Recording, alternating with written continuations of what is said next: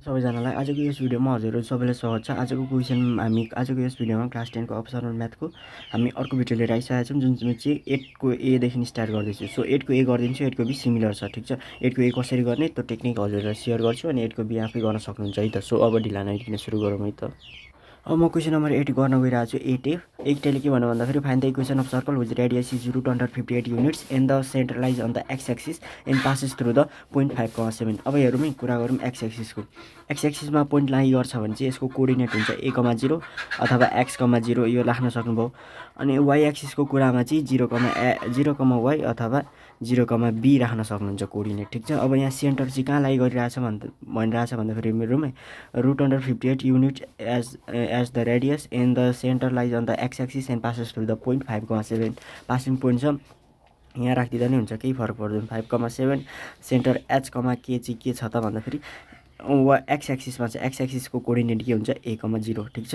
अनि अब त्यसो भए चाहिँ अब हामीले रेडियस पनि दिएको छ, यहाँदेखि यहाँसम्मको रेडियस भन्नु अथवा जतासुकैको रेडियस भन्नु त इक्वल हो नि त। सो यहाँ हेरौँ है, since r is equal to √58, so r square गर्न सकिँदैन। R square is equals to, यहाँ हेरौँ है, r square is equals to हामीले के गरिन्छ भन्दाखेरि a-5 को होल स्क्वायर प्लस 0-7 को होल स्क्वायर हो कि होइन, किनकि यो भनेको त डिस्टेन्स हो, यहाँदेखि यहाँसम्मको डिस्टेन्स भन्नु नि आर हो, आर स्क्वायर हो। आर स्क्वायर किन गरेको भन्दाखेरि यता स्क्वायर गर्दाखेरि रुट काटिसक्यो। अब रेडियस दिएको छ √58 को whole square is equals to a square minus 10a plus 25 अनि प्लस -7 को होल स्क्वायर।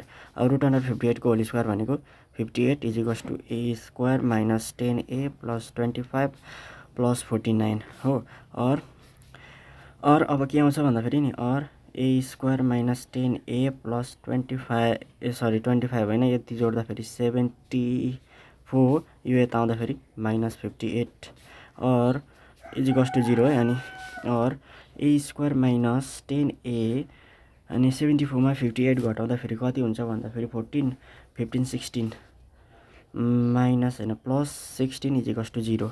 और अब यहाँ हेरौँ, फ्याक्टराइज गर्नुपर्छ, mid term factorisation. a square minus 10a plus 16 भनेको 8 प्लस 2 16, प्लस गर्दाखेरि चाहिँ 10 हुनु पऱ्यो, इन्टु गर्दाखेरि 16 भनेको a square minus 8 plus 2a plus 16 is equals to 0 हो कि त। और a square minus 8a minus 2a plus 16 is equals to 0।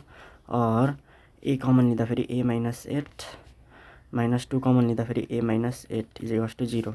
और यहाँ हेरौँ, और a माइनस 2 अनि a minus 8 is equals to 0। अब यहाँ हेरौँ, आइदर सबैभन्दा सुरुमा a को भ्यालु निकाल्नु पऱ्यो, a इज इक्वल्स टु 2 और a is equals to 8। So हामी a इज इक्वल्स टु चाहिँ 2 राखिदिउँ है त। Centre a is equals to 2, WHEN when a is equal to 2 centre h, k is equals to के हुन्छ त भन्दाखेरि 2,0।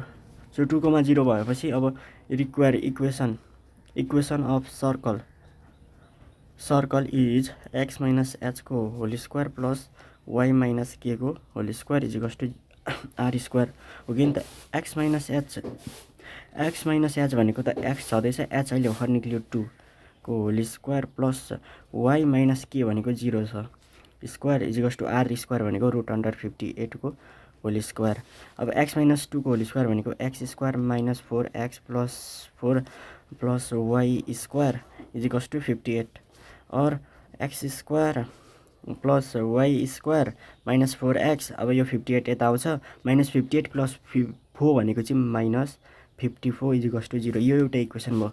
अझै अब फेरि के गर्ने भन्दाखेरि taking a is equals to अथवा when a is equals to 8 coordinate हुन्छ h, k भनेको चाहिँ कति हुन्छ भन्दाखेरि 8,0 हुन्छ। यसरी 8,0 राखेर पनि अर्को इक्वेसन निकाल्ने, जुन चाहिँ फेरि अर्को इक्वेसन आउँछ। भन्नु खोजेको यहाँ दुईवटा इक्वेसन आउँछ, दुईवटा इक्वेसन चाहिँ के हुन्छ, रिक्वायर इक्वेसन फर सर्कल। अब तपाईँहरूले बुझिहाल्नु भयो होला पासिङ पोइन्ट चाहिँ कहाँ के हुँदाखेरि चाहिँ के हुने रहेछ भन्ने कुरा, ठिक छ। पासिङ पोइन्ट यदि हाम्रो केमा छ भन्दाखेरि पासिङ पोइन्ट चाहिँ एक्स एक्सिस अथवा वाइ एक्सिसमा छ भने एक्स एक्सिसमा भएको केसमा a,0 अथवा x,0 यो एउटा कोअर्डिनेट राख्न सक्नुभयो। वाइ एक्सिसमा 0,b अथवा 0,y यो दुईवटा राख्न सक्नुहुन्छ, जुन राखे पनि एउटै हो। सो आजको यस भिडियोमा चाहिँ हामी यति नै गर्छौँ। सो अर्को भिडियोमा हामी अझै गरौँला है त।